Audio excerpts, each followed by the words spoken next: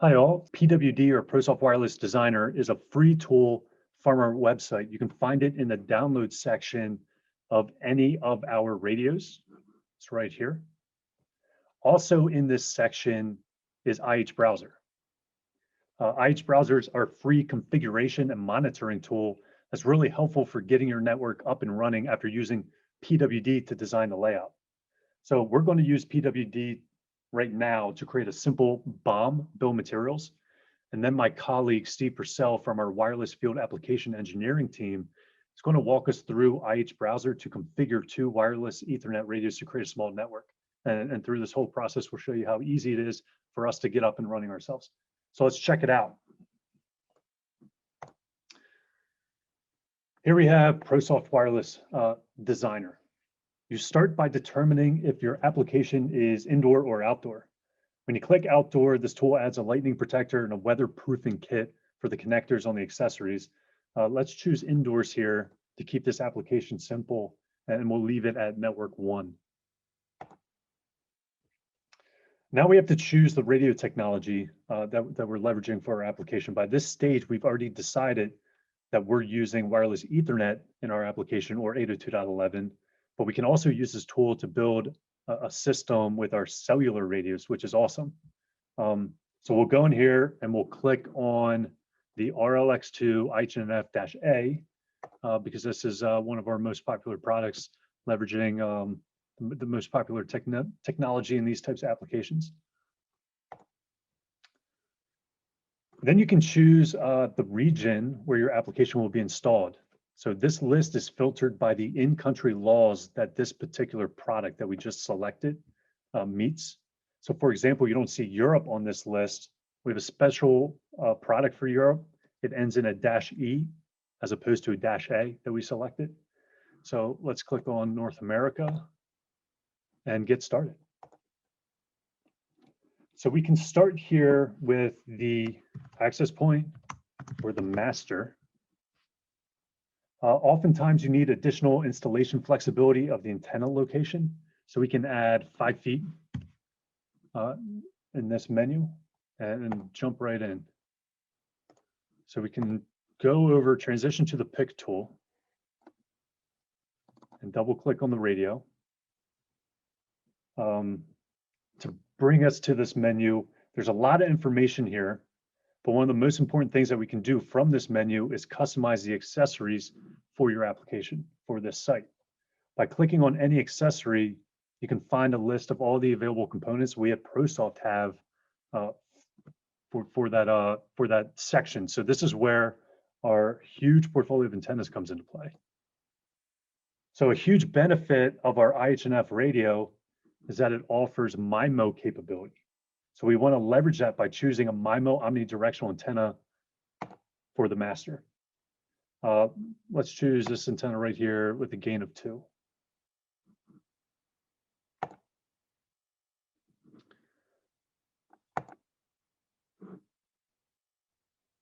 So now we can create a new site for the client or the repeater. And again, we'll use the 5 feet between the antenna and the radio. Back to the pick tool. Now we can upgrade this antenna again to a MIMO antenna, but let's say this application's fixed. We're looking at the client here. So a directional antenna for the client may be more beneficial. And we can assume that this application has several clients, even though I'm just going to build one in this system. So we'll use this one here, 7 dB hybrid directional. We can click OK.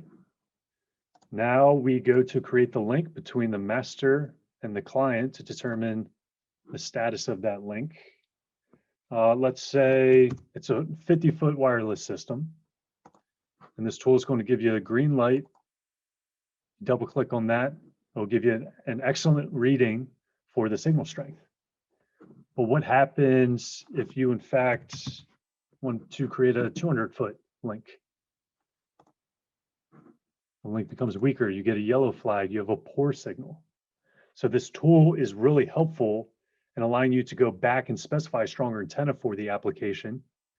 But assuming everything's good, so we can go back and configure a stronger antenna. We can ensure that the radios are installed in a distance that gives you a good or better connection. But assuming everything's good, you can go to the parts list here and see everything you need for your application. And this tool is scalable. I did a small system here, only 2 radios, but you can do this with your entire application. It's really a great tool. If you're in a position where it's important for you to be able to specify your own networking components, please download it, start building some systems, explore all the things you can do. Don't hesitate to contact us if you have any questions.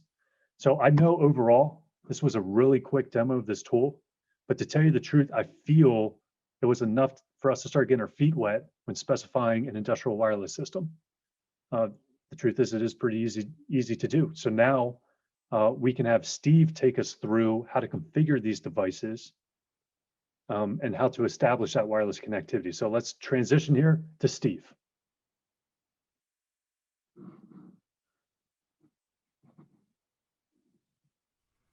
Welcome. My name is Steve Purcell. I am a field application engineer with ProSoft technology, focusing mainly on our wireless products. Today I'm going to demo for you how easy it is to configure 2 of our access points to communicate to each other. Now today I'm going to be using our RLX2 IHA product. It's a 5 gigahertz high power access point, but the steps are going to be the same for either of the other 2 products in that family, the RLX2 IHG and the RLX2 IHNF. Also, during this demo, I will interchange the word access point, hotspot, and radio, probably even a few others. But I'm talking about the same device in all those cases, the RLX2 IHA in this case. So let's get started. This is the RadioLink's Industrial Hotspot Browser, or as we call it, the IH browser. This is a free piece of software that's available on our website. I will go through where to find that later on in this video. This is a great tool for troubleshooting, monitoring, just getting a good visual representation of your network. So your devices will show up here in your list, and we've got one connected right now. The binoculars icon right here will bring up the radio that's connected, and you can see a little bit of information about it. These are all set to factory default. So RLX2 repeater. This is the IP address that was brought up by my DHCP. So by default, it comes up enabled to look for a DHCP address. The MAC ID, and this is the SSID that comes out of the box, the default. So we're going to change all of this information. But first thing we can do from here is change the IP address. So if you wanted to be on a different subnet, or if your PC was on a different subnet, you could change the IP address from right here. So I'm going to go to 100 and click Save. You'll get this message here, and this is just indicating that it is a DHCP connection. So once you power cycle that radio, you may be on a different IP. It'll go back to that DHCP. So you'll see now that the .100 shows up there, and from here we can open the radio's configuration web page. We can either double click on this list item, or we can right click on it and choose connect, and we're going to choose connect. So this will open a browser to the IP address of the radio, the .100 that we set up earlier. We'll log in with the default password, which is the word password, all in lowercase. That'll bring us to the configuration screen here. We're mainly going to be using the basic settings tab, so everything we'll do will be in here. But I wanted to show you quick, a little additional troubleshooting that these guys can do. The available parents button up here will show you any RF that is in the area. So you can use this to pick, the best channel that you want to be on. I have the checkbox set to only show the same SSID that I'm on. So if we uncheck that, we'll show other RF that this radio can see. So the first one is my home Wi-Fi. You can see it's got a pretty good signal. And then the rest of them are just one's neighbors or whatever that they pick up. I apparently have a NASCAR fan and a couple of hidden SSIDs. So, these are relatively low signal strength, probably not going to interfere with our network, but it's a good thing to keep in mind when you're setting up your network. And you may want to avoid those channels just to kind of reduce the chances of any congestion once you get set up. So let's get setting this guy up. We're going to leave him as a repeater first. We're going to configure the repeater first. We'll just call him repeater for simplicity. SSID, we'll just call it demo SSID. Showing a little lack of creativity. We recommend you change the passphrase, so I am going to change this one to, it can be 8 to the 63 characters. I'm going to just go 1 through 8. Like that, and then move on over to the access settings. We can it comes up by default, like I said, DHCP. We're going to pick this to be a static. We've already set the IP to the .100, so we can leave that there. We could have left it on the first step, but we set it there, so now we don't have to do anything, and we are ready to go. We can click apply changes, and the radio will reset. And when it comes back up, it'll take on those new changes. And from there, we'll go on and set up the master radio. Back into the IH browser now. If we do another scan, we will see the repeater that we just configured showing up. The name has been changed, the IP address, as well as the demo SSID. And the signal strength, you may notice, is -100. That is because there's no master or parent setup for this radio to link to. So it's not linked to anything at this time. It's just set up as a repeater. So what I'm going to do is disconnect this radio and plug into the master radio, which has also been set to defaults, the radio that we're going to configure as a master. And then we'll configure that one and we'll link them up.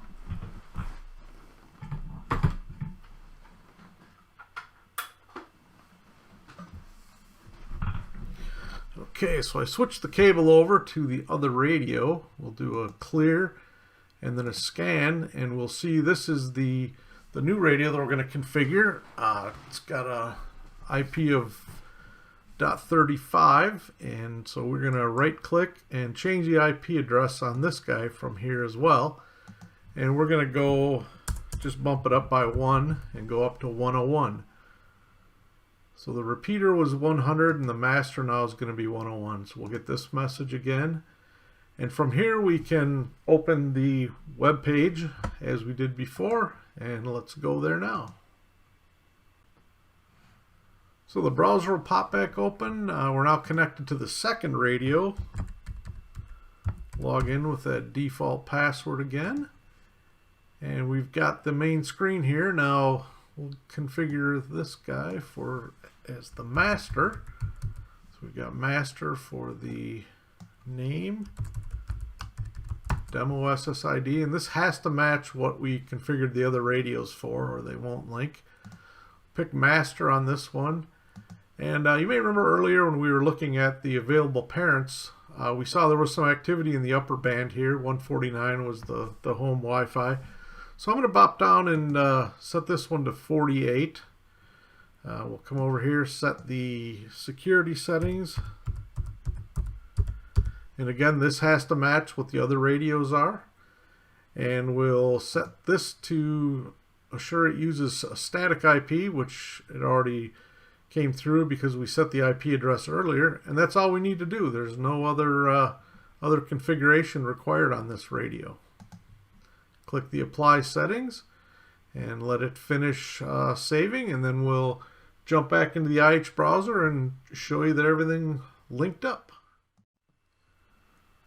So back on the IH browser again, we click the scan button and we now see that we've got two radios listed here, the master and the repeater, with their IP addresses. We're plugged into the master radio, which is the 101, and you'll see the parent MAC ID here, which is that of the master radio. You see that right there. And the SSID is the same, and this is also the signal strength shown here, which is -58 for these two radios. So that shows us that they're configured and linked. So what we can do now is we're connected to 101, so I should be able to ping 192.168.1.100, which is the repeater radio, which I can, and further showing that they're linked. So we're configured and set up, and with just a few keystrokes, and the radios are up and linked. And if we had other devices beyond the repeater or the master, they could now see each other. So if we had PLCs or whatever on each end, they could now communicate and pass data between them.